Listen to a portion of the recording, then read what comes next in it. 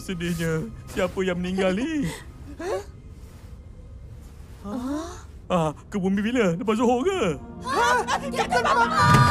Oh, aduh! Syukurlah.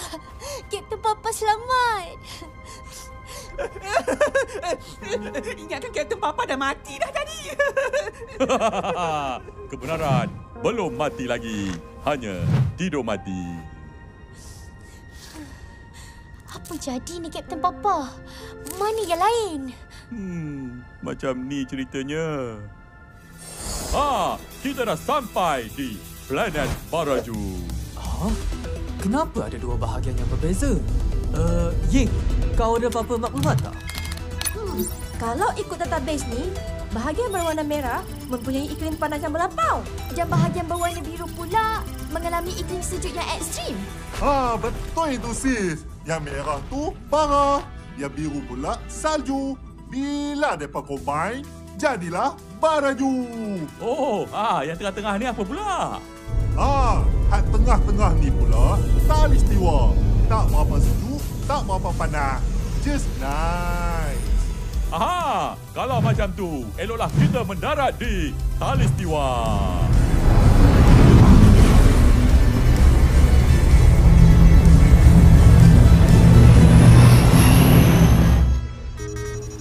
Kapten, ada beberapa objek sedang menuju ke arah kita.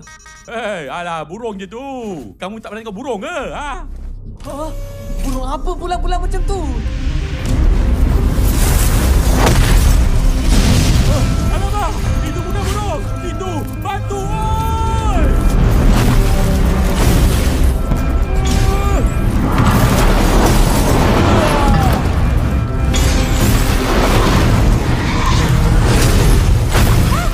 Siapa yang sampai batu-batu tu? Bro taruh ke rasa, buat barang dan buat salju.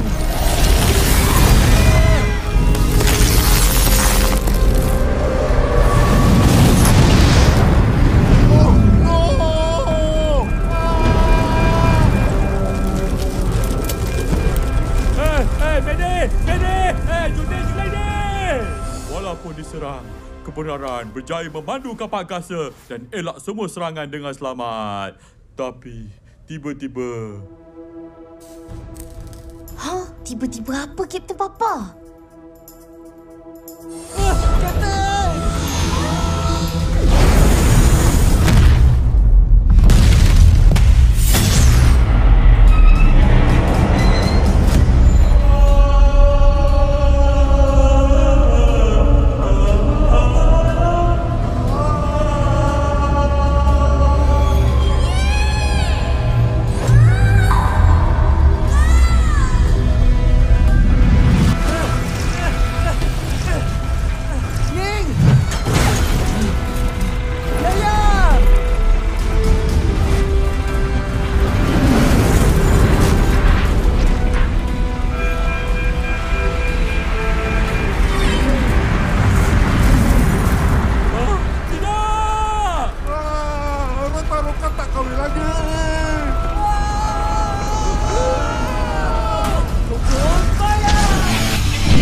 Galaxy Card, kuasa di tanganmu.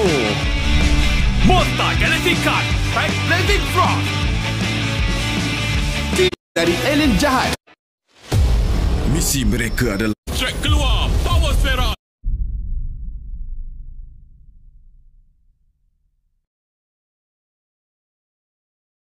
Boleh tidak menunjukkan kekuatan. Sebaliknya, boleh hanya menunjukkan kelemahan. Kekuatan sebenar adalah lindungi kawan. Sama-sama kita hentikan budaya.